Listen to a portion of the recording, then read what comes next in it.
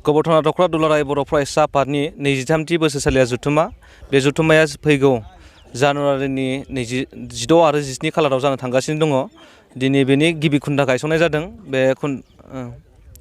बे खुन्था गायसननाय हाबाफारियाव जोंहा दिनै बे हालामनि गोबां दल संगठनफोरनि गौथुमफोरनि दैदेनगिरि बिथांमोना जोंनि बे हाबाफारियाव बाहागो लादों।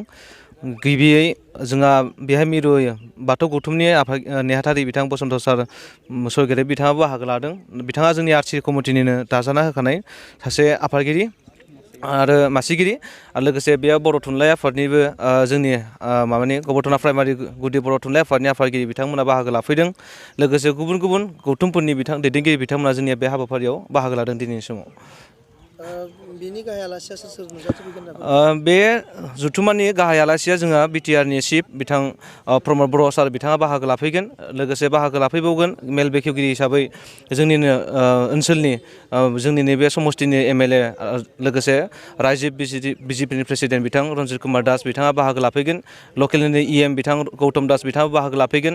लोगोसे बाहागो लाफैबावगोन हाग्रा बिफाननि इएम बिथां रन्जित बसुमतारी बिथाङाबो बाहागो लाफैगोन जोंनि बे मेलाव। लोगोसे आसा खालामदों जोंनि नैबे हाबाफारियाव साननैनि बे हाबाफारियाव जोंनि ओनसोलनि गोबां रायजो राजाफ्रा बाहागो लाफैनानै जोंखौ मदद होगोन आरो थुलुंगा होगोन। जोंहा बेनि सायाव फोथायनाय दङ।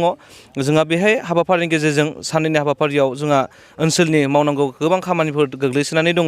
बे गोग्लैसोनाय खामानिफोरखौ जों मावफुंनो थाखाय नैबे डेलिगेट सेसनाव जों सावरायनाय जागोन आरो नैबे जथुम्मायाव जोंहा गोजाम बडिखौ सिफायनाय गोदान बडि दाफुंनाय जागोन। जे बे जथुम्मायाव जोंनिया गोबां दैदेनगिरिफ्रा जोंनि बे एबारनि केबिनेटआव बाहागो लाफैगोनखौ जोङो मोजां दैदेनगिरिफ्रा बाहागो लाफैगोनखौ जोङो आसा खालामदों। बेनिखायनो आसा खालामो जोंनि हालामनि गासैबो फरायसा फरायसुलि फंबाय बिनानावमोनाबो बाहागो लागोन बे सावरायनायनि गेजेरजों। आरो जोङो स्पेसियेलि जोङो फरायसा फरायसुलिफोरनि थाखाय मोनसे बेहाय जोङो सावराय जथुम लानाय जादों आरो ओनसोलनि मेलेमजिबिफोरखौ लानानै जोङो बेहाय जोंनि दानि बिटिआर रेकर्डनि सोमोन्दै थाफानाय जिखिनि गामि सोसननाय दानख'नाय बेनि जोंहा जि कमिटियाव सोसनजानाय जोंनि दुलाराय बर' फरायसा आफादनि लेङाइ आफादगिरि जयन्त बसुमतारी बिथाङाबो जोंनि नैबे सेमिनाराव 16 खालारनि सेमिनाराव बिथाङा जोंनि नैबे हाबाफारियाव बाहागो लाफैगोन।